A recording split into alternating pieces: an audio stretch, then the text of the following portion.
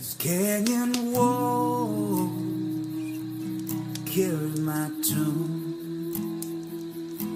The only one to hear my song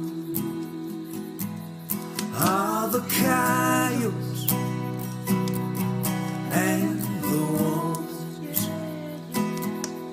But if I drink enough of this flask, I can hear them sing your song too. Hi, this is Robert Leiterman with the Bluff Creek Project, and I have a special guest today, Rich Turgeon.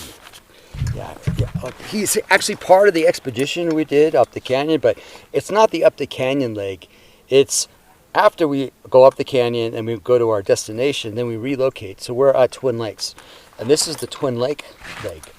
And we had an interesting thing that just happened today. So we were like kicking back, and one of our party was long overdue. So we go, So we put together a search team. So Rich and I and my son started going one direction. Then we kicked my son loose to go back, and we walked. We walked probably about a good 30 minutes, and then we got the phone call saying, "Hey, we found them." And then we said, "Okay, great. Well, we're going to keep walking." So we go, "Hey, you're for a little bit of distance," and Rich tells me like, "Yeah, I can do 6 miles, no problem." I'm thinking to myself, "Well, crap, I can't do 6 miles." Hopefully, it'd be nice to me, but I did. So I figured we keep talking. I won't think about what's going on, and we'll be there and we come back. So it was a nice walk. I think we walked all the way over. We did it. We high-fived. We're good. No, 6 miles. Yeah, it was 3 miles round trip. Yep. And we hiked all the way over to the place where, when Finding Bigfoot was doing 99th episode, and we're going into the high lakes.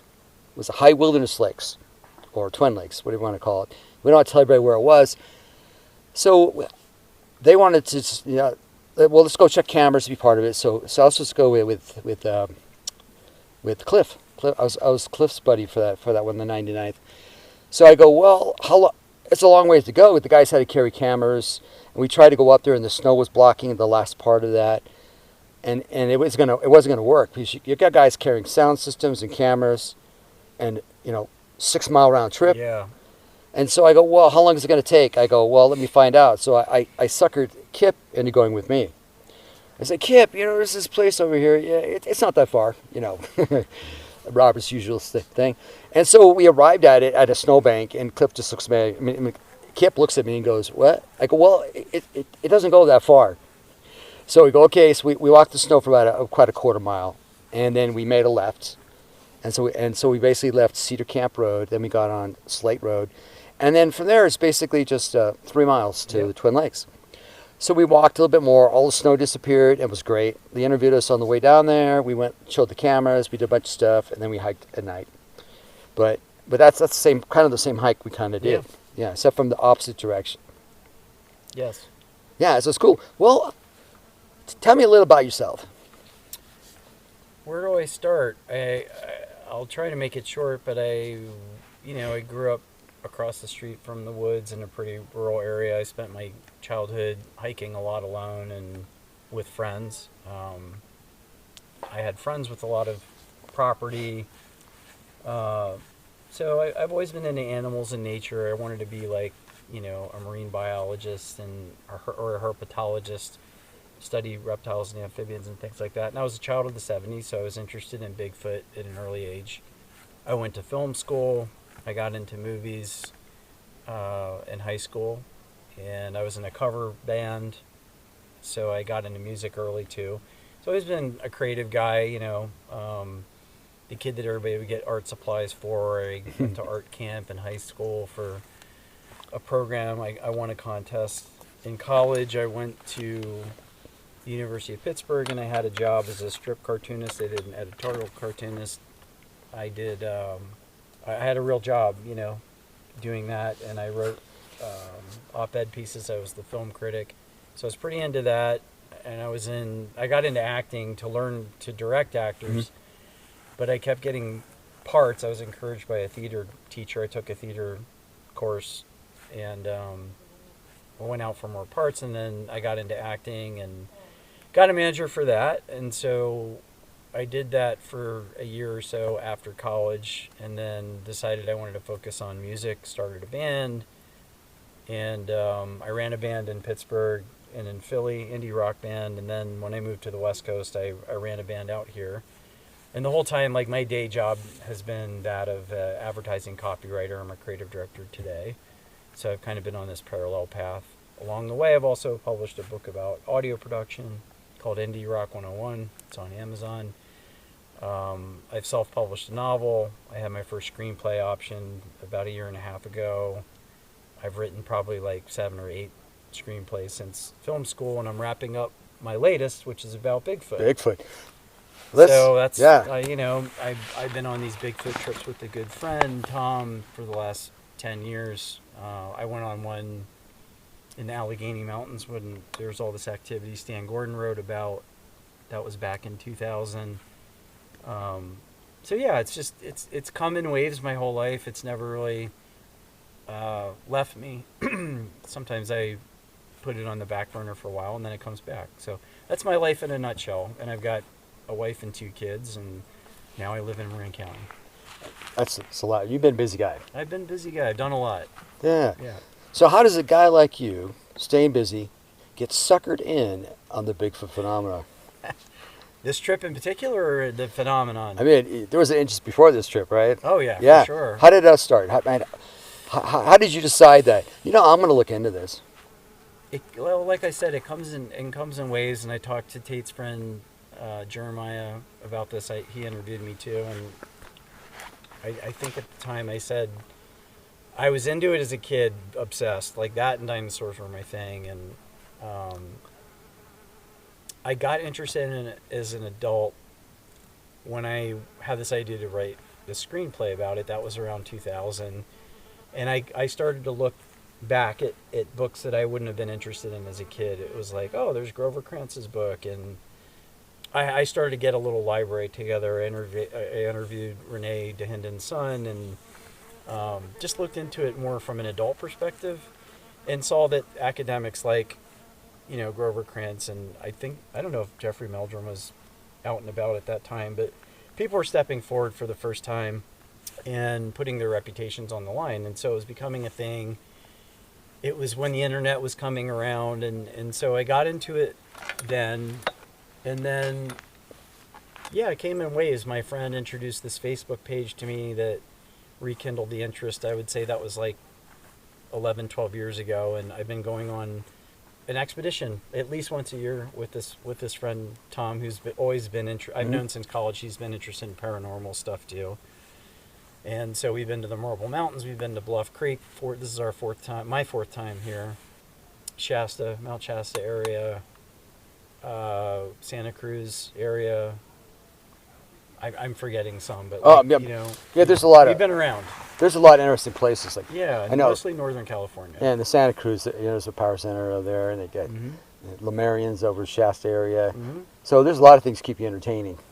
And you did some of the stuff actually. The screenplay you're working on. Yes. And in order to do that, you kind of did some shopping. I'm very sure you had to go talk to people and absolutely. That was I tend to do like a period of intense research that lasts 5-6 months before I start a writing project, and this was no different. And so I did an interview with Michael Freeman. I tracked him down. I heard about him through Cliff Brockman. He was coming out with a book. Some people aren't sure who Michael Freeman is. So Michael Freeman is the son of Paul Freeman, who, in my view and in other people's view, like shot probably the second most well-known footage of Sasquatch in the Blue Mountains. That's the one where it looks like he's picking up the little baby, yes, wrapping her arms around. That's right. Yeah. And it was a coincidence because I had actually had this idea. I remember even telling my wife about it. I was like, I want to do a blog post because I write fiction and nonfiction, and I was like, that's my next nonfiction project. And I want to find out more about this Paul Freeman guy. And she knows my wacky ideas, but she was supportive. She's like, all right, that sounds cool, sure. And then it wasn't long after that I heard about Paul's son, Michael, because Cliff posted about Michael's upcoming book on his Facebook page. And so I interviewed Michael, and for I didn't even have like I had a YouTube channel, but it was like for my music videos or whatever, and it'd be my first Bigfoot interview. And I've interviewed people many, many, many times because I'm a professional writer, and so that's just part of my job. And I really was struck by Michael's deep knowledge of his father's life and research.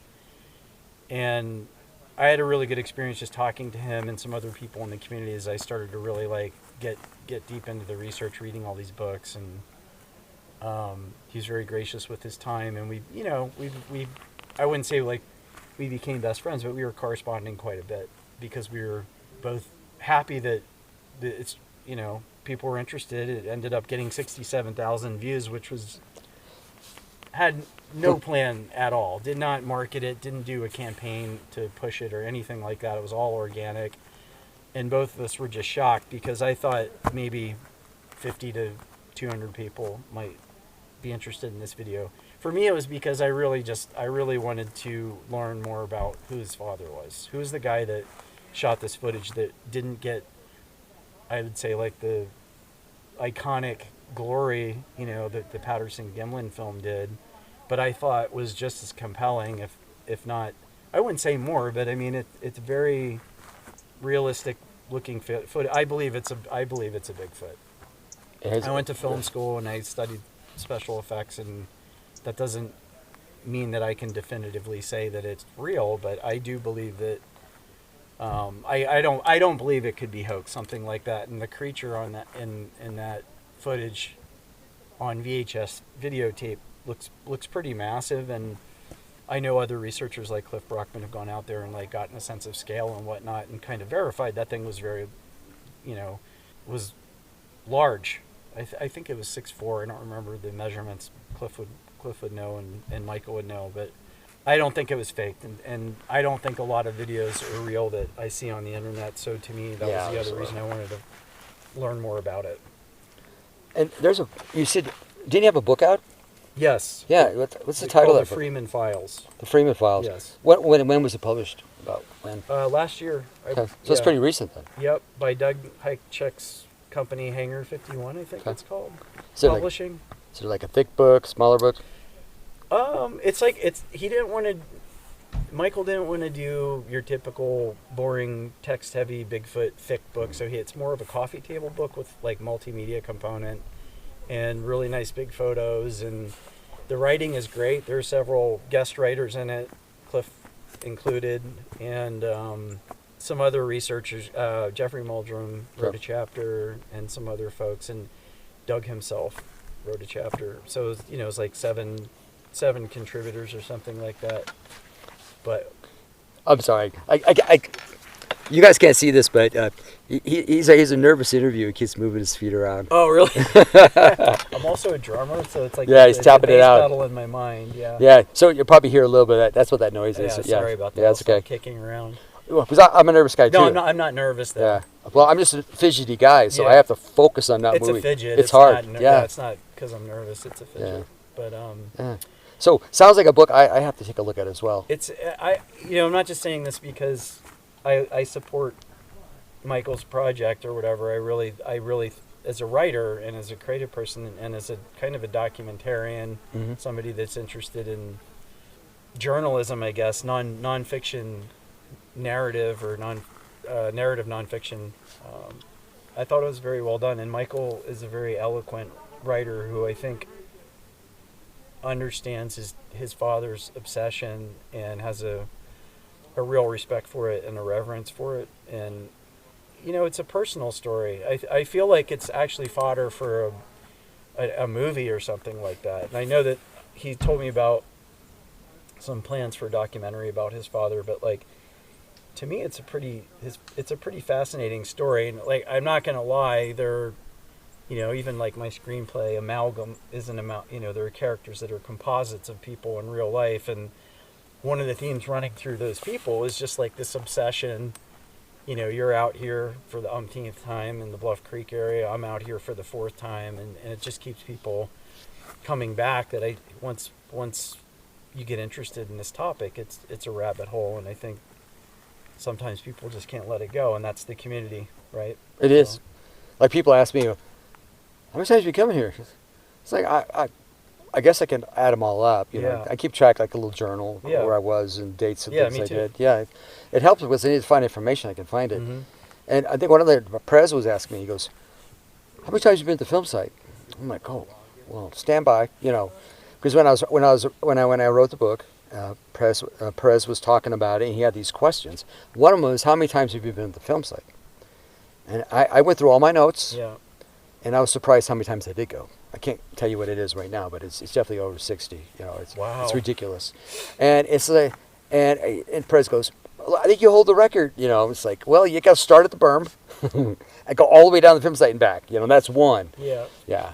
And then hiking up the canyon. I know how many times I did that. And, Mm-hmm. But yeah, keeping track of those things. But you're right, it does.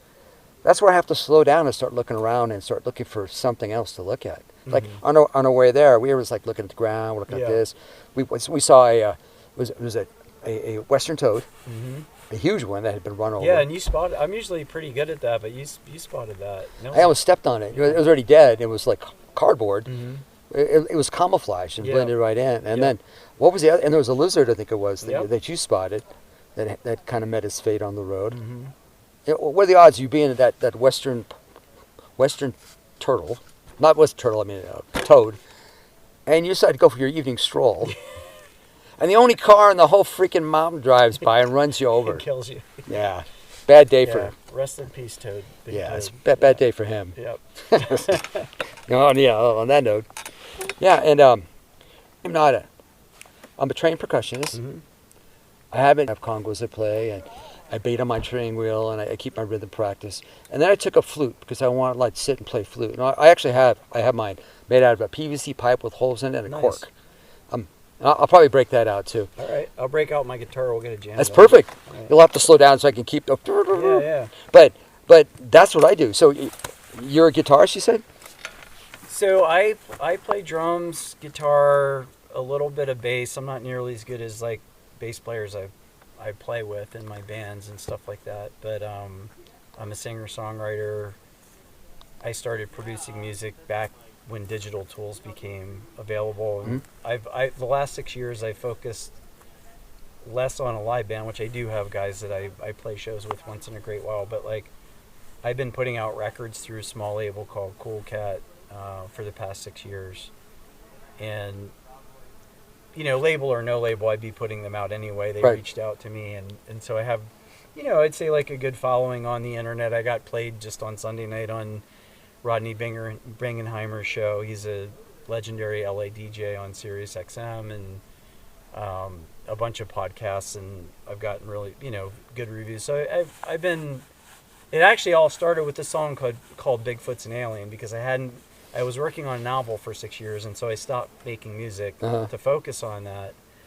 And I was like, I finished the novel and I wanted to write a song. That I wrote that song very quickly, and I wanted to record it professionally. So I produced my own stuff. Okay. But for that, I was like, I just want to focus on the performance and the recording. I want somebody to help me make the song sound really good. So I went to a great producer, Scott Lamas in San Rafael, and Cliff Brockman posted the song on his Facebook page, and it got a good response. And actually, that kind of started me on this journey of putting out an album a year since then, sometimes more.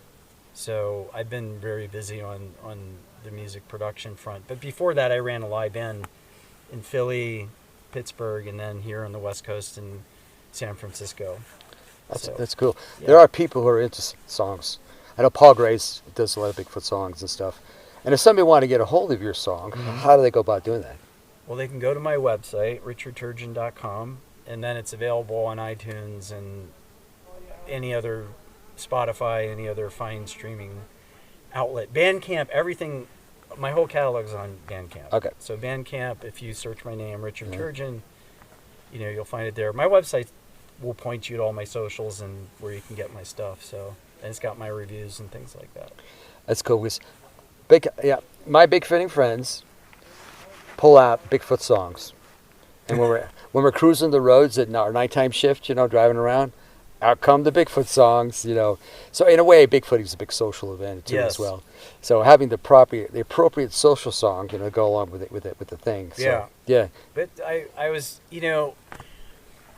I love that song, not just because it's like my song, but like it's a little tongue in cheek, but it was also like, my lifetime of looking into the subject and expressing it, expressing that in this very like heavy alt rock type.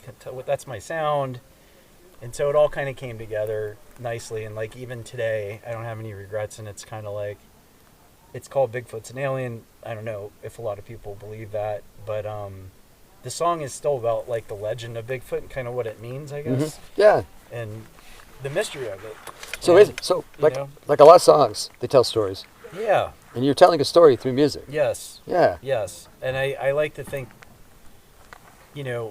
I like stuff like Johnny Cash or Sting, where The Police is one of my favorite bands, but I like songs that tell stories, and not every single song I do is like that, but like I do, my first band was called The Movies because I went to film school and I love the movies, but also my songs are like my little mini movies, they're like, they do tell stories, a lot of them. So that's just how I approach my songs. That is pretty cool. Yeah. Roddy Kelly, one of our partners, he filmed Lenny Green, I think it's Lenny Green, and he sounds like Johnny Cash. Nice. And we went and we did a music video of one of his songs. Oh, cool. Where Are You Now, Patty? Mm-hmm. And it tells the story. Where is Patty? I can't That's even a good duplicate. question. Where are you now, Patty? So And for your listeners, Patty Yeah. being Patty the Bigfoot creature. Yes. I don't like to use the word creature because they're not monsters, Yeah.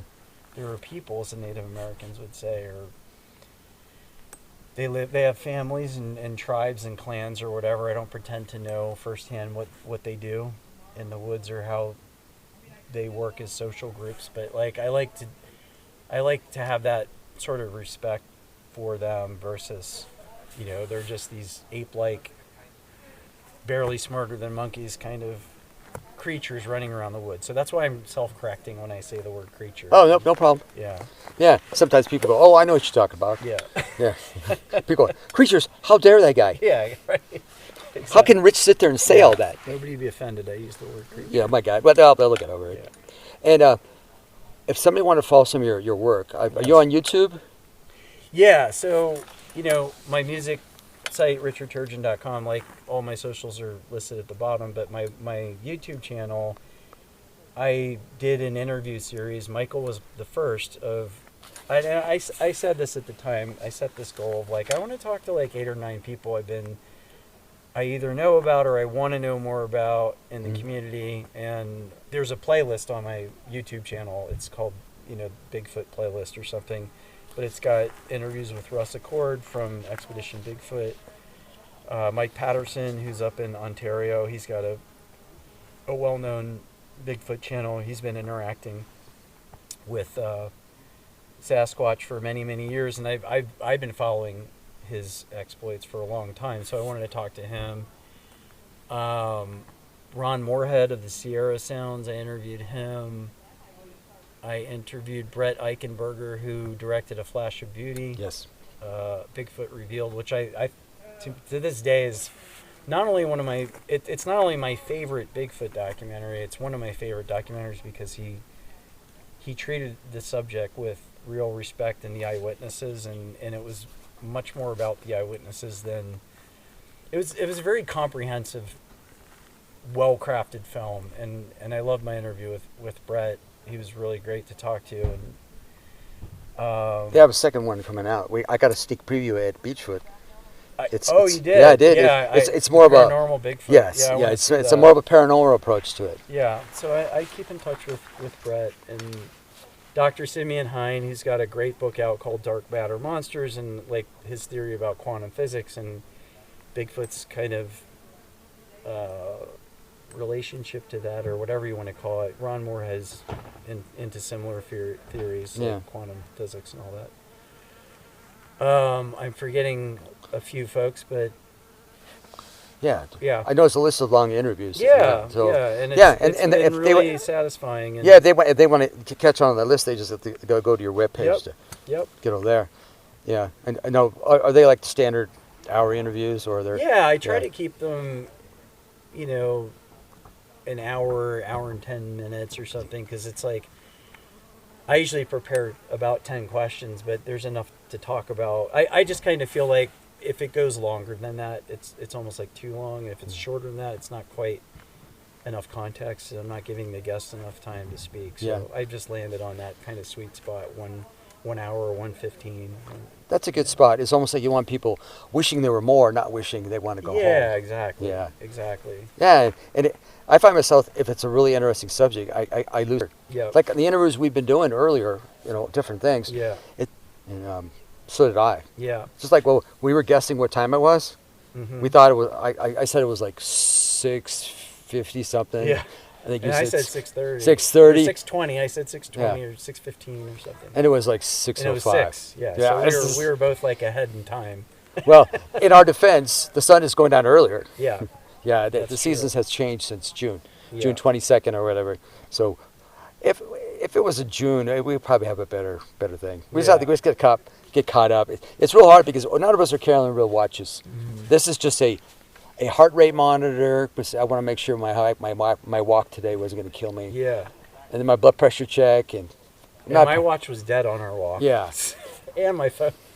And Ran out of juice. and then we had trouble with cell reception. Yep. So we're walking like, oh look, we got a little miniature bar in the corner. All right. Mm-hmm. And then I was able to get some messages and and then I got a call from Tate. Says, hey, come on back, we found her. Yeah. It's like, okay, well, we're gonna go for a walk anyway. And I'm so glad we did. That was a good walk too. That was great. Now you showed me some of the T-shirts you had. So you're an artist. You draw your own stuff. Yeah, I've been an illustrator since I've been a little kid, and I know it sounds like, I do everything. I have done a lot in life, and like I really think of myself as like a creative person. That I'm a writer, I'm a musician, I'm an illustrator, and I don't make enough time for illustration. But I recently started this T-shirt thing, creatureportal.com, and that started with me doing a Bigfoot illustration that I put on a T-shirt. But like I've always liked to draw nature and monsters, always. Like I've always been into drawing animals.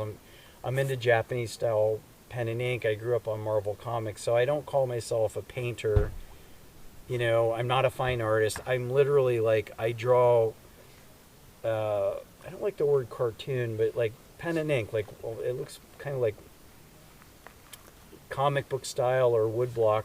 Japanese woodblock kind of style, and I put a Bigfoot image on a T-shirt, and so that's my little thing, creatureportal.com. And I haven't put a lot of muscle into like running it as a business. It's really just to like, I'll send a couple guys on this trip a T-shirt. I sent one to Mike Freeman, and he was gracious enough to wear it on some TV commercial he filmed up in Spokane.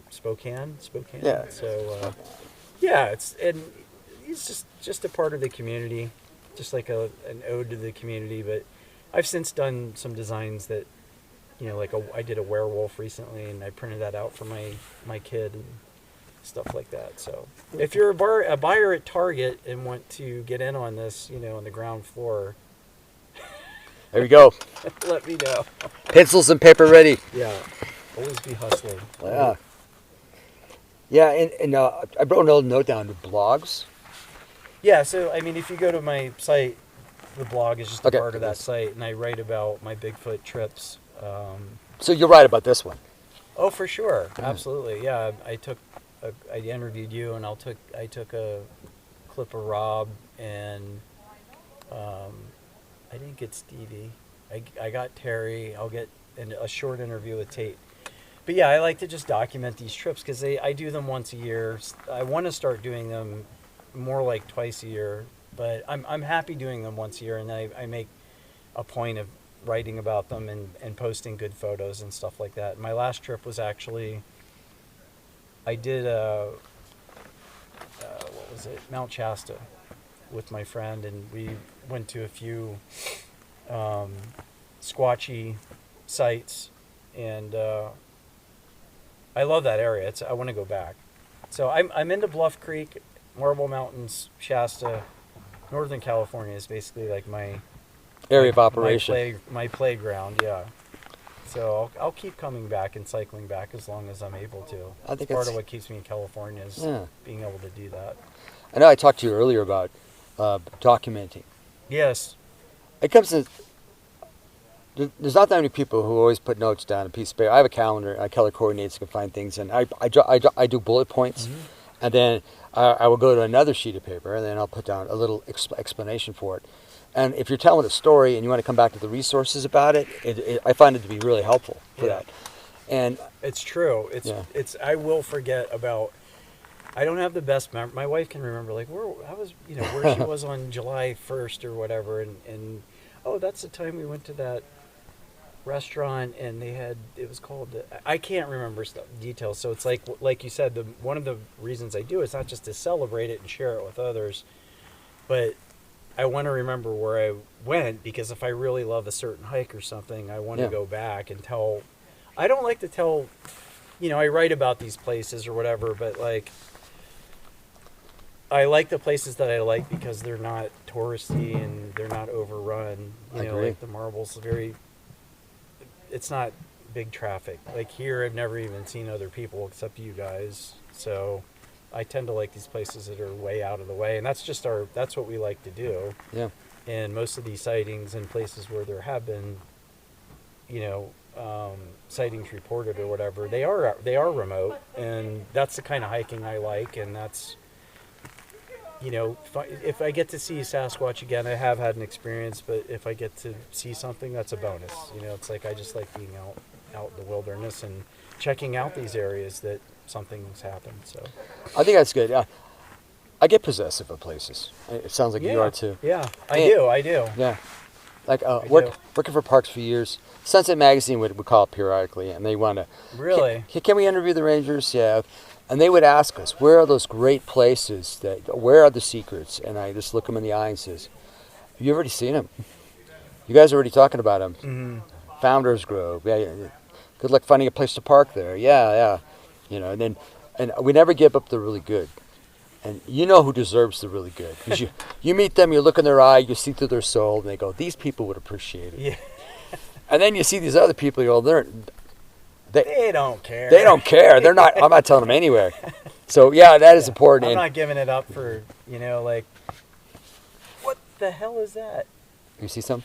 Yeah, right there near you. Is that ducks? They look like little ducks. Oh yeah. Is that what that is? Yeah, they're ducks. Yeah. They're like babies. Yeah, we have wood ducks that actually live in the hollowed out trees, and this is. The wood ducks stay here year round. Wow. All right, sorry, I got distracted there. No, it's just like, is that a snake or what is that? Yeah, is that a lake monster we have here at Twin Lakes? Yeah. So this is how it works, because like let's say you're doing an interpretive program, and you're talking to somebody, and you're in the middle of a mind-blowing phenomena, and somebody goes, "What's that?" And then next thing you know, oh yeah, lots of times. That is the most important thing in the room. Yes, and I appreciate the fact that you stood up and you're kind of like, not like, hey, whoa, we're doing an interview. It's like that's more important. Oh no, that's part of it. Yeah, you probably can't see. Dusk is when things get. That's when they get moving around. Yes. It gets too hot during the day. That's when the critters come out. And they're probably looking for some little bugs to eat. Yeah, it's perfect. Yep. Yeah, you can't see this, but we have our backs. Well, I have my back to Lake, and Rich is kind of half sitting, because he's always looking over his shoulder to make sure I'm safe, and I appreciate that. Yeah. So Lake monsters come out and get me. Yeah. And things just pop up. Like it's quiet. The wind was blowing hard, and then now the animals are moving around, and now you can see them. Yep. Yeah. So now you're focused here by the water versus up there, by the firing where it's right. nice and warm, and everybody else is there. Yeah. Yeah. So. Well, we're working. Yeah. Yeah. Nothing wrong with that. No. That's all part of it. Yeah. And so people, they like, where's a hot spot? So I don't give it up. And I get real possessive. And when we opened up the film site, basically, we now made it so people can actually see things, can actually, touch things. Mm-hmm. And now we see it slowly deteriorating. And so. How so?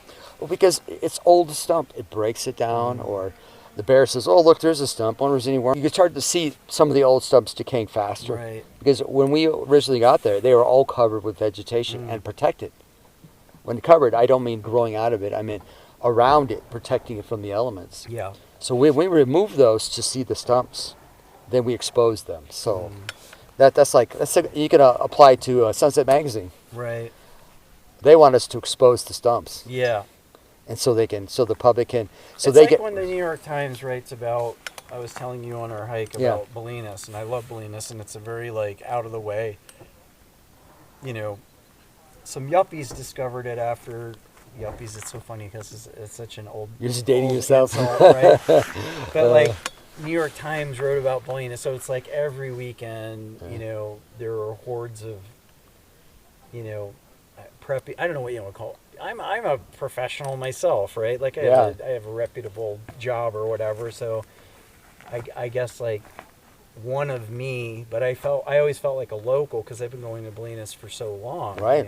Possessive local. My kids grew up on that beach. Like we go there every 2 weeks by my insistence. Is it the Stinson Beach? It's right across from Stinson Beach. Right across the lagoon is Bolinas, right? And it's like the shabby little tiny beach town, but like, I'm possessive about that, but when the Times wrote about it, it was overrun for a little while, and then it quieted down and got back down to like a couple of townsfolk just kind of walking around doing their thing and it being quiet again.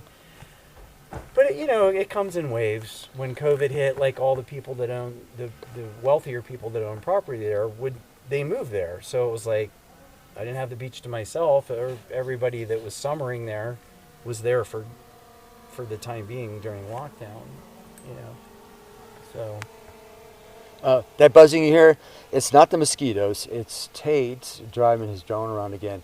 And there's a whole bunch of bats. You see, Rich, you see all those bats? Looks great up there. Oh, yeah. I did. Yeah, there's one there, too. Yeah, those are our friends because they're attacking the mosquitoes and the mayflies that are landing on us. Keep doing your thing. Yeah, they're working pretty hard. Yeah, they are. Boy, there's a bunch of them. Oh, I forget the numbers, though. These bats can eat more than a weight. Really? They're busy. They're collecting a lot of insects.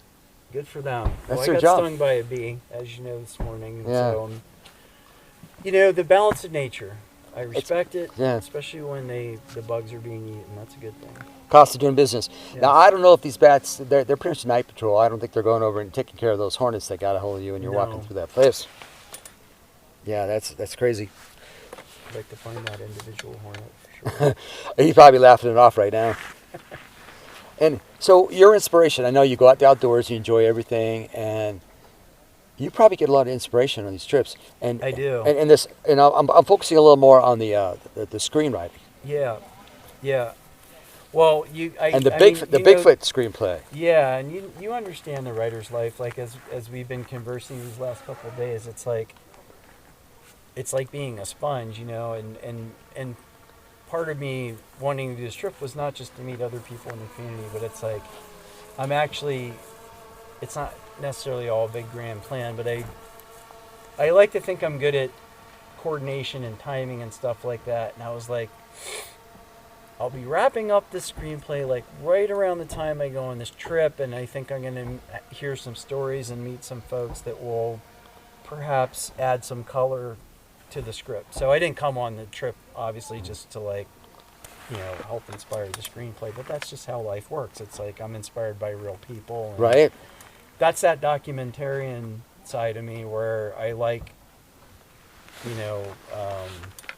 narrative nonfiction, but I write fiction, and so I like to bring real people and places and elements into my stories. Now I don't cite them by name. Yeah.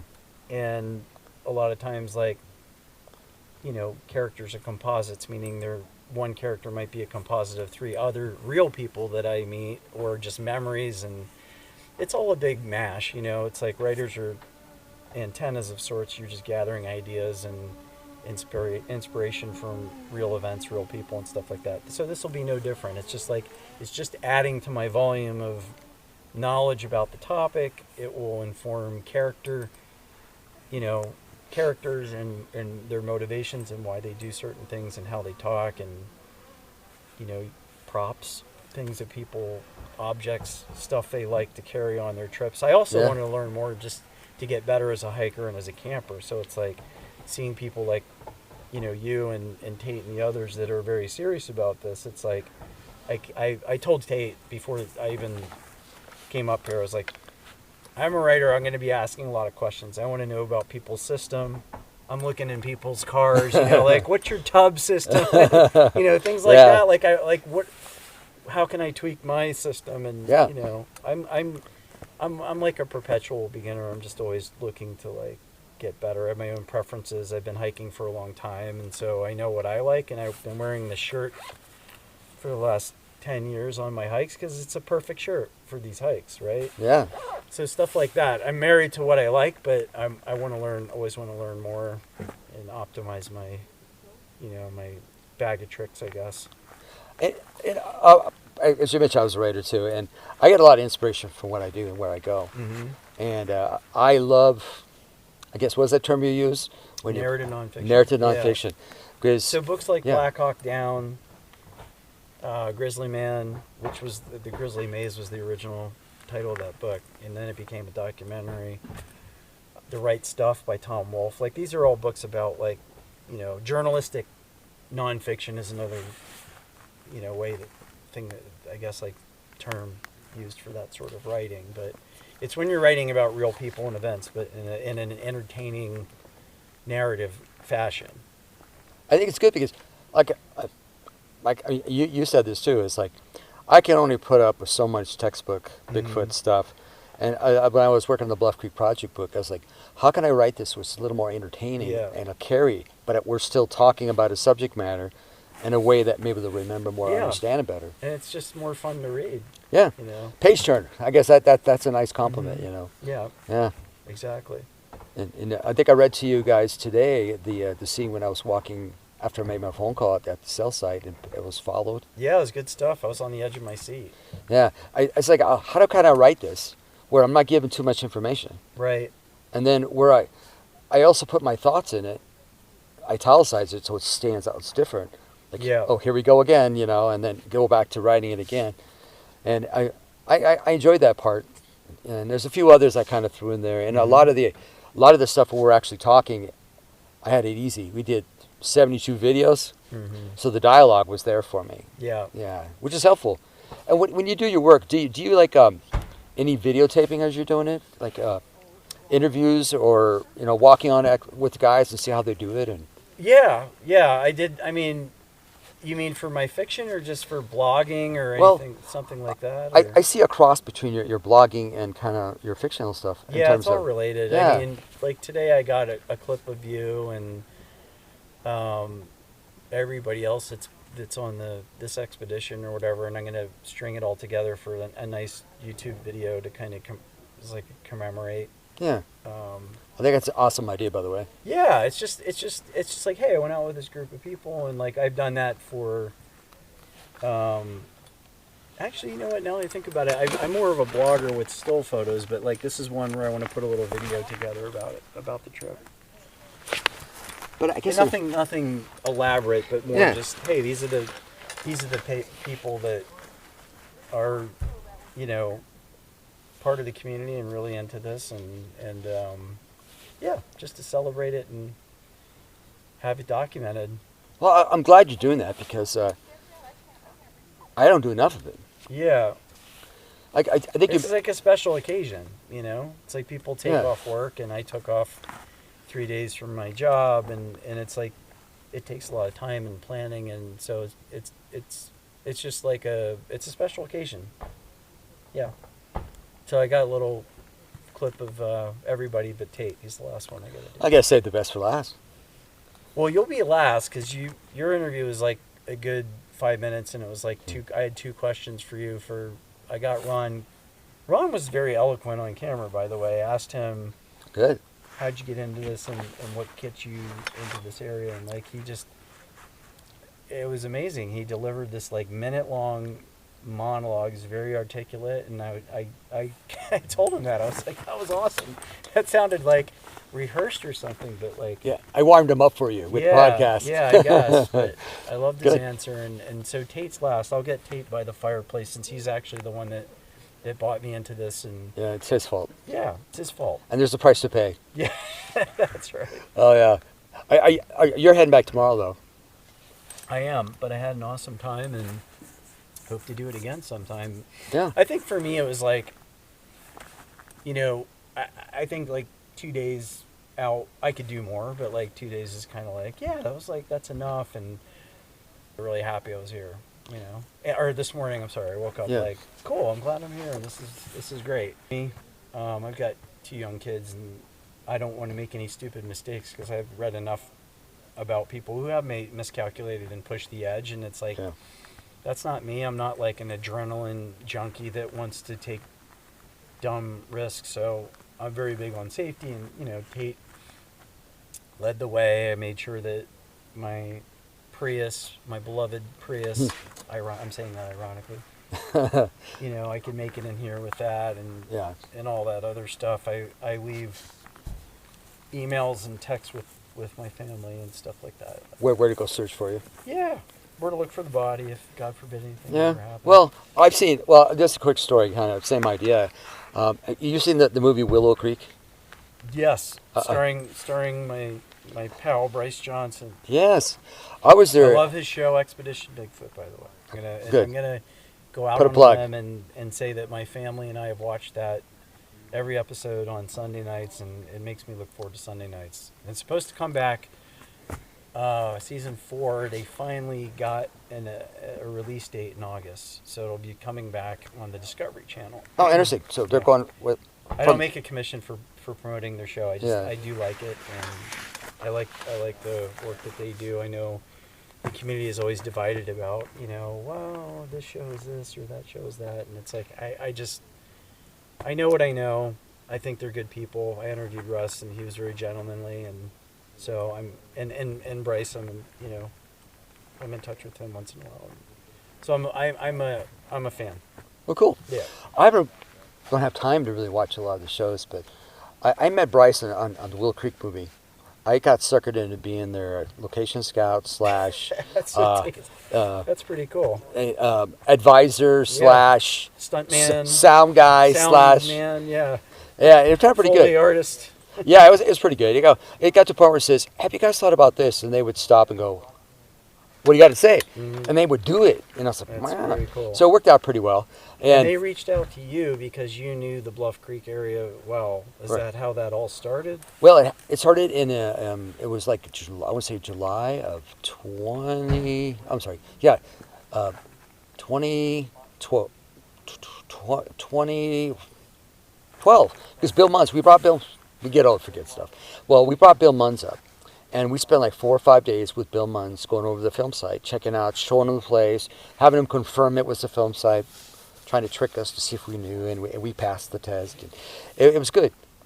I watched that guy, I watched a smile go on his face, and never left for like hours. That's super cool. He was pretty happy. I like that movie. It was a good little movie. So we got back into civilization, and I got suckered in to go, "Hey, this person needs to talk to you." And it was Bobcat's secondhand person, and she's looking for a place to go film. Okay. And then I said, "Well, I might know of a place, but what do you want to film?" And next thing I know, I was like, "Okay, I guess our crew will be helping you." My crew was my older son, Francis, and it was Ian Carton. We went back out again. And we got to Louse Camp, and we sat around the fire for hours waiting for those guys to do something. And then eventually they're like, Go shake a tree. Yeah, I was like, when are you guys going to start filming? It's like, "Oh, yeah, well, yeah." I go, "Well," and I go, "Have you thought about Knox?" And I go, we got a stump right here. And so I forget their names, so forgive me on that one.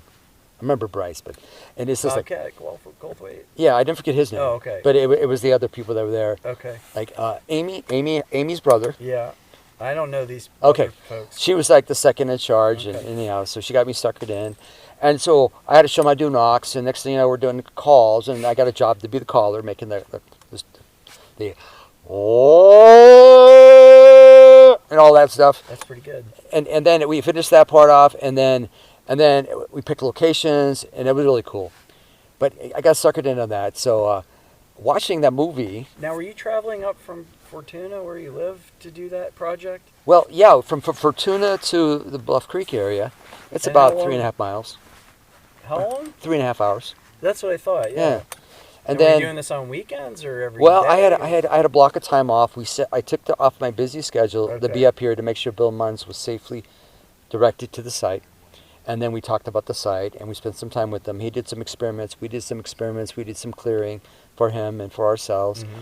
And he went up there twice, and after that, he had everything we needed. And then the whole crew went home.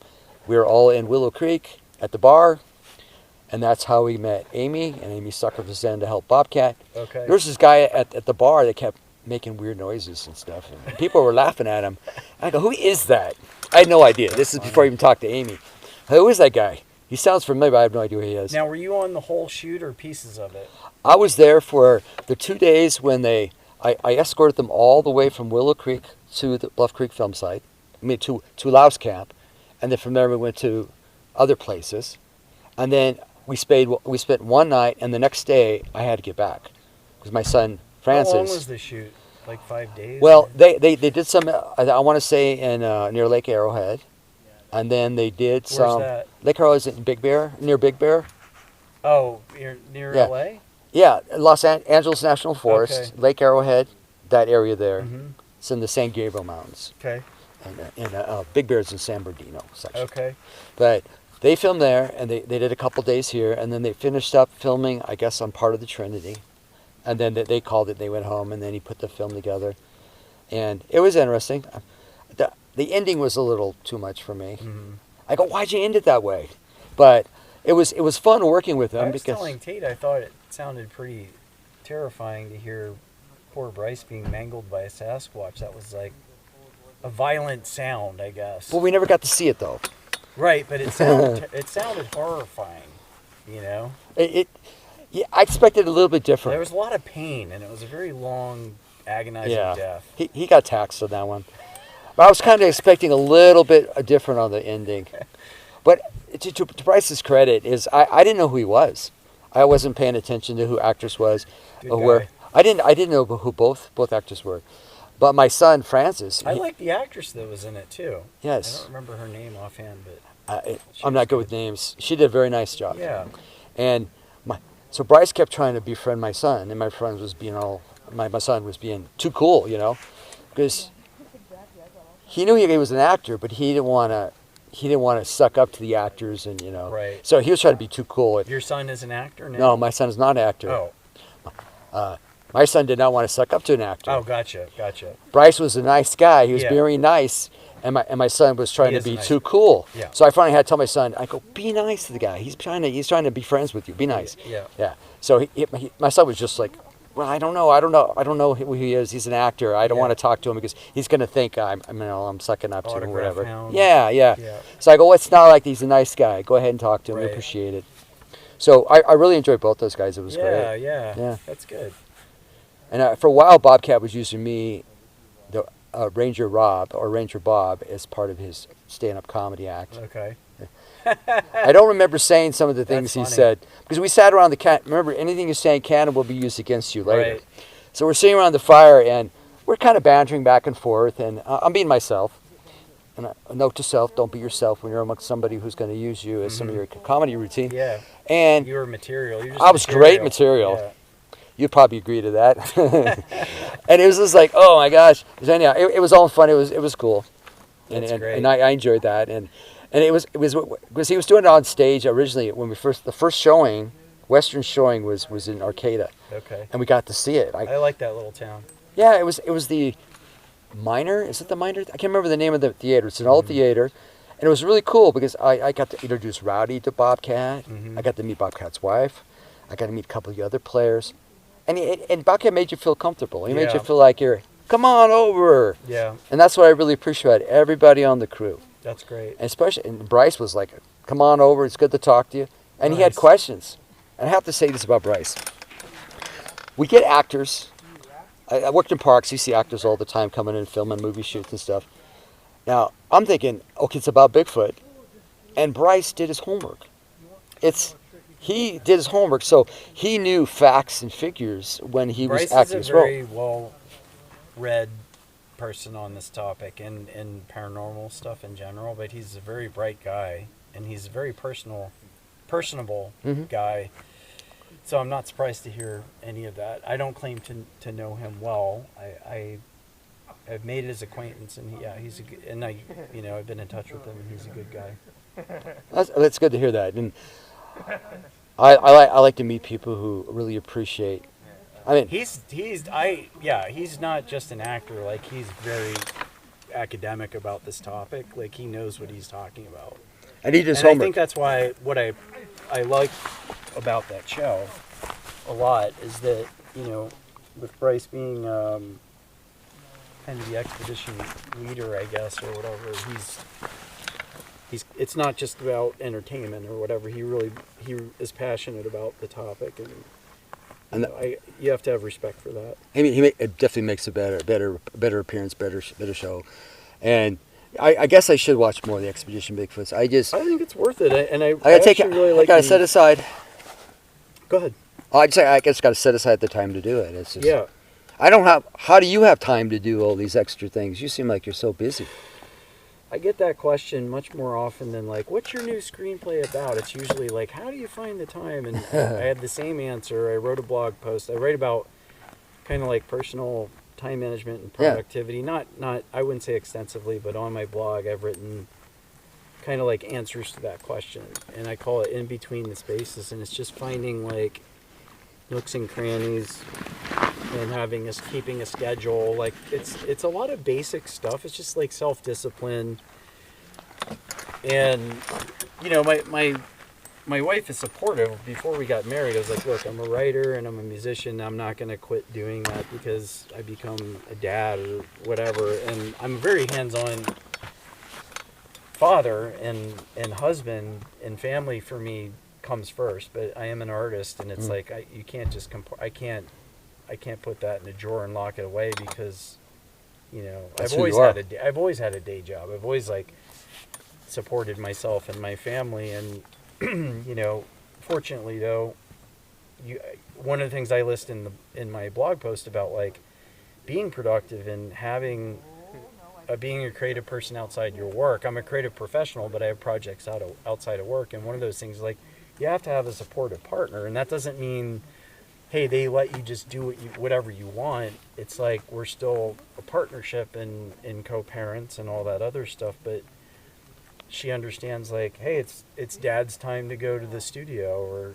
I go on once a week Saturday nights to record. Actually, much less these days. I've kind of dialed that back. And when I'm writing, I get up at 6 a.m. on Saturdays, and I work on, if I can, and I'm not burned out by work. I work on Tuesdays and Thursday nights on my writing, and Sunday afternoon. And so you just pick like these strategic times where it's like the kids will have a play date, and it's just like taking the time to do that and create stuff versus consuming all the time. And like, I'm gonna watch a football. I know guys that like their thing is to go golfing. Well, golfing takes like 3-4 hours, right?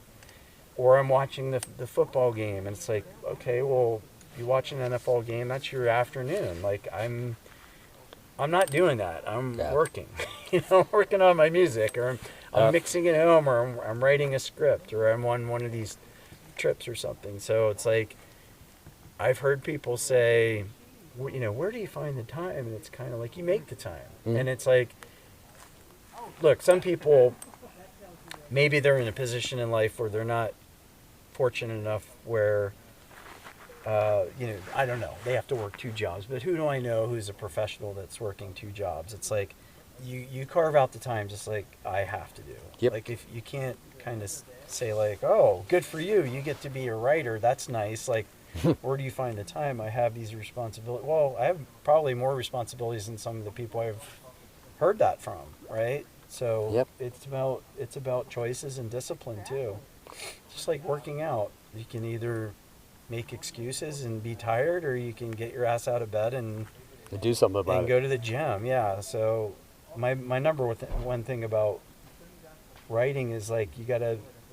I call it breaking the seal. Getting started is usually the hardest part, but you got to get your ass in the chair and start. Then it's like a time game in your mind. Like, okay, I'm gonna work for an hour tonight, right? Not even like I'm gonna get 5 pages done or I'm gonna get 2. It's like just work for an hour, and then usually it goes over an hour. So that's kind of my process. I have all these little mental gymnastics, Yeah. but go to my blog and like I have tags for my articles, and if you look under productivity and writing, you'll find articles on that topic. So that's usually like one of the questions we ask our guests is like, what advice do you have for other people researching? And you answered half of that right there. Okay. Yeah. That's so good. if you wanted to document something, Mm-hmm. I mean, go do it. Yeah, Yeah. exactly. You wanted to research something? What's Go stopping you? go do it. You know, yeah.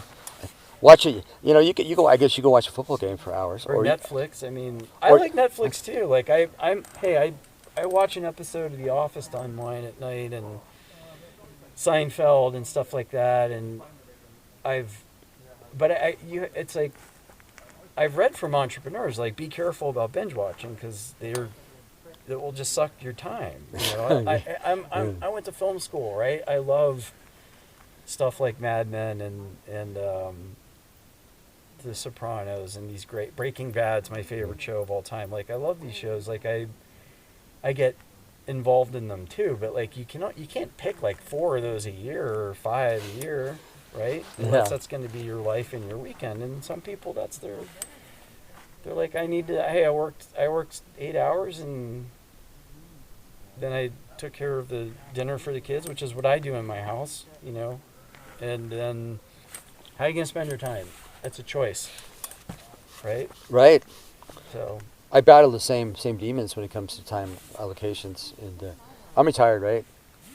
But I guess I'm semi-retired because I work at the college, mm-hmm. and then I'm not full time, so I have more time to do other things, and I got projects in the yard and the house. We build this, we build that, Yeah. and then I got my writing to get up, and like the book we talked about, I'm working on the family book or whatever, the Nelson book or whatever, and I'm just thinking, okay, I got to get this done. I've got a deadline, so what do I give up to finish this project? You have to subtract some things to, and you know, for me it's kind of like I have some friends, but I'm not palling around with people all the time. I just don't have the time. I've got my family, Mm-hmm. and you know, like I have a friend here, and I have a band there, you know, and I'll get together with so and so once in a great while, but my social life tends to take a backseat to my work, and you know, my family. So you can't do it all. No. And you wouldn't be where you were today if you didn't have an understanding family. That's absolutely right. Yeah. That's absolutely right. And I you know, I don't think it would be healthy, you know, for my partner to just be like, oh, you know, you can't do this. Like I said, I'm a responsible father and an employee and all that other stuff, so I'm not shirking my duties, but you know, my wife knows it's important to me. That's like my lifeblood. My lifeblood is my creative work, and I got to do it. Yeah. It's just like John was saying, like for your listeners, like there's a guy that didn't make it on this leg of the trip, John. He said that he's got 3 kids, and he said his wife just knows like it's something I got to do. You know? Yes. Like you got to have that in your relationship, I think, and your partner. Yeah, you talk about Jonathan Easley. Yeah. Yeah. He had to do it. Yep. And she says, well, I understand that. Then Yeah. be safe. Come back. Yeah. Don't go with Tate up the canyon. Yeah, like my life's super cool. I'm lucky. We've been married. We just had our anniversary, our 10th anniversary, I think. Congrats. Yeah, thanks. But yeah, she's she's awesome and gets that my creative life is very important to me, and like that's my life's mission. And it's not because I'm like Stephen King and I'm huge. It's like it's just that's my fire, and that's what keeps me going. And you know, I love to do it. I think like any artist, I'd certainly like a bigger audience for things like my music, and you know, I'd like more progress in my creative life. But like these small victories add up, and I'm very grateful for the opportunities that I've had and the people that I continue to meet, and just I do get better as I get older. I think writers do. I agree. And a musician even. The more you do it, enough to be like, I'm past my prime, I'm starting to fade. And I think that's part of what drives me too, especially in this phase of life, is that like I'm not going to be able to get to do the creative stuff I do, these trips physically, or like making records is physically strenuous. I'm a drummer, I have to drag a bunch of gear around, you have to be in shape to play, like to be a writer, it's like you have to have a sharp mind. Yeah, and brain's like, got to go. Yeah, you don't have to, I get better as an artist, but like your body, I'd say when you start hitting like 70 or 80, I can't fool myself and say like, hey, I'm going to be like making rock records at that age. It's like, it's a window, right? Right, You don't have that much time. I hate to waste time because it's not because time's money. It's because we were given it's our finite. Yeah, it's very finite. And you just don't have know how finite it is. No, I'm not ready. I got a bunch of stuff to do. Yeah. It's not like you're the same way. We have a good life force, I think, for somebody your age, and I think that's very admirable, and not everybody has that, And I'm speaking from personal experience, like the people I care about who are older, that just kind of like, yeah, I'm older, so I'm gonna give up and slow down, and it's a shame, Just disconnect that J-brake. You're good. Yeah, yeah, exactly. Like I'm retired, I'm done. Yeah, that's not going to be me. Yeah, when I retired as a state park ranger, state park peace officer for over 30 years, I missed that part of the job, but I still have things. I created them before I was ready to retire. Right. I have plans, and I just transitioned from one to the next, and I think that's what it's all about. So people looking for new hobbies, the Bigfoot research or whatever, it's a transition. Just start researching it, be comfortable with it, meet with people that you can trust, and that don't mind you have to tag along and kind of see what they do. And I mean, some of my best friends are crazy people who think there's a Bigfoot out there. Yeah, it's cool with that. Yeah. Any last words you want to say before we call it, Chris? No, just I'm super happy to have met everybody on this trip, and I really appreciate your thoughtful questions and curiosity about other people and life. It's appreciate the interview. So yeah, no, I had a problem. No last words other than I think Bigfoot specific last words. I would say like I'd like to see people with different opinions and in different camps kind of not be so political and infighting and stuff, because I feel like as somebody who loves nature, and I guess like the legend of Bigfoot, I do believe in Bigfoot, but it's kind of something positive to be celebrated, I feel like, and people coming together, and shouldn't be marred by infighting or anything like that. So that's my only non-preaching message to the community, is kind of like try to come together, and people are going to try to commercialize whatever this phenomenon is, and do your thing. But I hate to see people stepping on each other or sniping in camps and stuff like that. So I'd just say, like, let's just everybody get along and do your thing and have respect for other people's opinions, and that's my last words. Those are good words of advice. Yeah. And I wish people would take them to heart. Yeah, I hope so. Well, Rich, thank you so much. I appreciate your time. Thank you, brother. All right. This canyon wall carry my tune. The only one to hear my song. All the coyotes and